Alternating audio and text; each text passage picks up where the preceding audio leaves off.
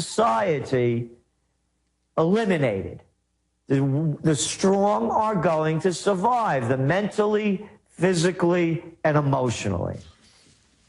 Gerald, when we're dealing with the level of corruption and the financial mafia, they've sold pension funds, the Europeans, the Chinese, trillions of dollars of the, for the listeners that just tuned in, made up basically counterfeit garbage.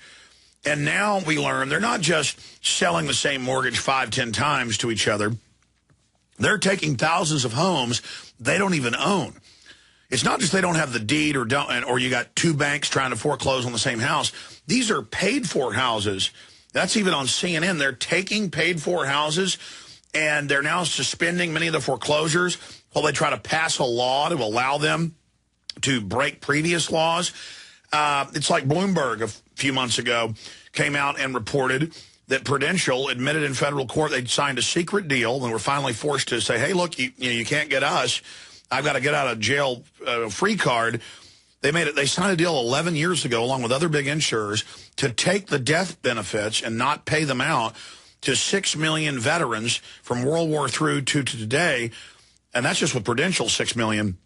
So they have people paying into these death benefits, insurance, and then they don't even pay it. I mean, these guys, they really are bank-robbing criminals, but it's so bold. Can you speak to the whole mortgage situation and just all of it and where you see this confluence going? I mean, you've already forecasted the collapse, where we're going in December, what's happening next year, but go over that and fine-tune it now because we're further down the road and where you see all this going. Well, just as you mentioned with Prudential, these people are money junkies, and that's what I keep saying. They're addicts. They can't get enough. It's like any junkie. There's no bounds or boundaries. All you need is your fix. You'll lie, you'll cheat, you steal. And that's all this country's turned into. From top to bottom, by the way. It's whether the person down at the bottom is ripping it off for welfare or going on disability, to the people up in the top that are robbing big time. So let's put it into context. We hear one of the 59th, I think, richest person on the Forbes 400 list, Stephen Schwarzman from Blackstone Group. He's complaining about they may have to pay more taxes. And this is his quote. He said it was the equivalent of the Nazis invading Poland. Remember, the 59th richest guy in the country complaining that they may take a little more of his heroin, and he's comparing it to the tragedy of World War II when people are, the country's destroyed, tens of millions are killed, and this little miserable piece of crap complains that he might not have all the money he wants. That's the level of sickness. Guess what, Alex? If I said something like that, they would accuse me of being a Holocaust denier because that's the level it's at. So the sickness is perpetuated in society, and what do? You bring Schwarzman on MSNBC, put him on CNBC, and you'll watch all of those anchor wankers kiss his feet and grovel for him. That's the sickness that has inflicted this country. When you have slime like Schwarzman comparing him getting taxed to the Nazis invading Poland. So when we're looking at the banks ripping everybody off, when are they gonna wake up? You're late 2 days on your credit card, they whack you with a 30% fee. Your interest rates, when I was a kid, they complained about the mafia. What mafia? The mafia's on Wall Street. Who gets away with charging interest rates like this? And who's doing it? The politicians. Because they are the worst suck-ups on the planet. The only way they get to where they are is by becoming people that have no spines, no backbones, and there's no level of humiliation too great for them to endure. They're not men. They're Elliot Spitzers. You know that guy that now has that show on CNN? The guy that was governor of New York. The guy that passed the John Law. If you got caught hooking up with a prostitute, you get busted, Jack or John. Except if you're Elliot Spitzer, fork over thousands of bucks for a chick. Then you get busted and you drag your wife out onto the national stage and, I'm sorry, I didn't mean to do it. What kind of man is that? Look at that old clown they had out there. John Edwards. Remember him? The man that wanted to be president? That white boy, whiter than white, with that neatly parted hair that came from that moral, background of hard-working, everyday people. Yeah, he gets caught with a chick, too, and what does he do? He cries like a little baby. Oh, I got caught. Oh, I'm so sorry. There's not a man in the White House, hasn't been for a long time. There are hardly any men in Congress. Yeah, there's the Ron Paul. And Kucinich, forget him. He sold out on Obamacare. He got a ride on a plane. The only guy that I have any respect for out there that I know of is Ron Paul. The rest of them, you can have them. Well, can you believe Kucinich for a stupid airplane ride? Talk about the devil taking Christ up on the mountain. I mean, talk about selling out cheap. But, I mean, Kucinich has done some good things, but he's got it wrong, He's something fundamentally wrong with him when he said ban handguns. I mean, you got to have a screw loose to say disarm the American people. Gerald, I want to specifically to take calls in the next hour for people that are holding. It's 888-201-2244, 888-201-2244. Specific, quick questions for Gerald Celente, 888-201-2244. Got a lot of folks holding over from Keiser, some of the same issues, but if you don't want to have a specific question for Gerald, hang up and we'll get to other people. But if you do have a question for him, please stay on the hold. We want to talk to you. But please, I mean, I know you're always covering the latest info, but specifically, you talked about becoming very clear we're in a depression and the collapse accelerating by the end of this year. I mean, if that isn't very obvious now, how do you see this trends forecasting? How do you see it breaking down?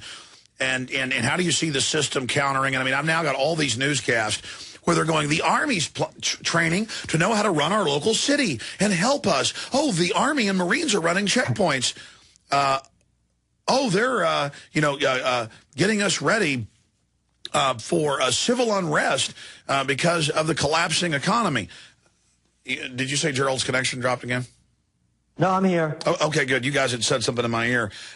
So Gerald, I mean, what's your take on that? Because you can clearly see when they pass Glass-Steagall, they start quietly militarizing the police, building up force. That's when I saw it start, really accelerate.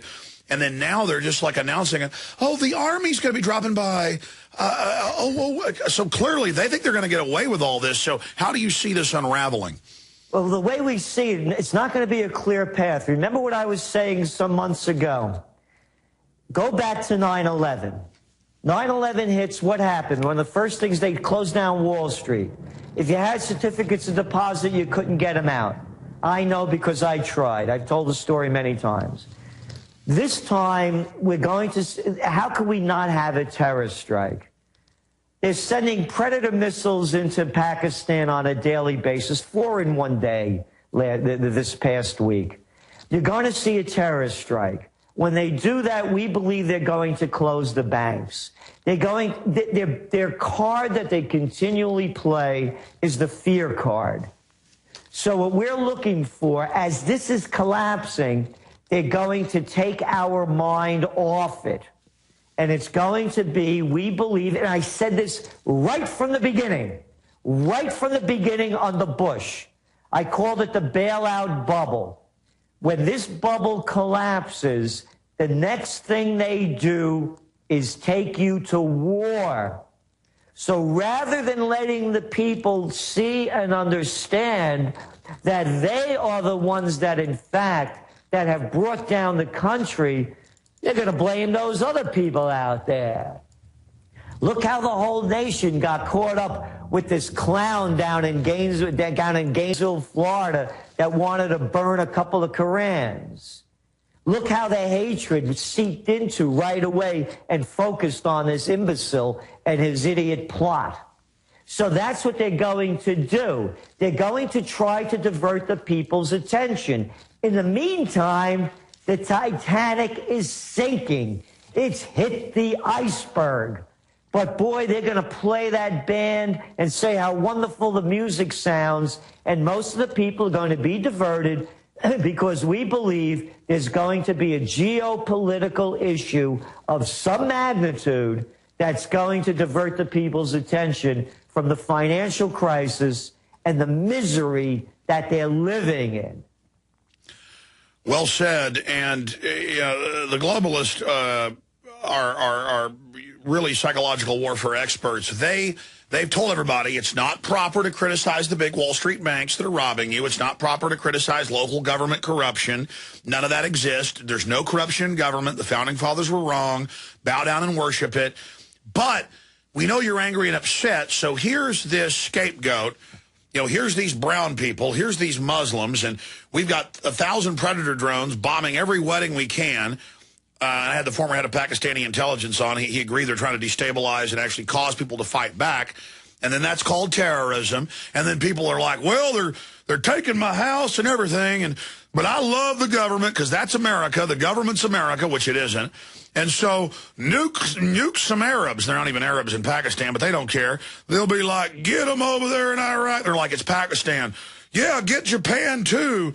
And, I mean, it's just this mind, and then all the American flags will be out everywhere, but what the flag symbolizes is dying, and there'll be lots of crying and candlelight vigils, and, you know, and if they can't get the Muslims to come over here and blow something up, they'll finance some criminal group with a bunch of nutcases who are being paid to do it, or they'll just do it themselves, and everybody will feel real good, and we're going into a depression, and the bankers are taking our pension funds, but at least we get to kill some brown people, Gerald. It feels good to be an American, doesn't it, Gerald? You got it. That's what they're going to start doing, and they do it all the time. And understand as well, Alex, that the American military are a bunch of losers. And anybody that thinks they're going to protect them, just check out what's going on. They're 10 years into this war in Afghanistan. Hey, whatever happened to Osama bin Laden? I remember there used to be Father Guido Sarducci. He used to do this thing, find the face of the Pope on the pizza. Yeah, find bin Laden on the pizza. These guys can't beat a bunch of guys over there with light arms, you know, with sandals. And this is a military that once defeated the Germans, you know, at the Battle of the Bulge. That's the military today. And they're taking the poorest of these kids from these small countries and sacrificing their lives. I've been around a while.